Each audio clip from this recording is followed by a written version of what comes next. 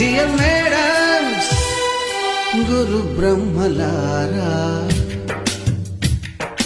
ఎక్కడో పుట్టి ఎక్కడో పెరిగి ఇక్కడే కలిశాము చదువులమ్మ చెట్టు నీడలో.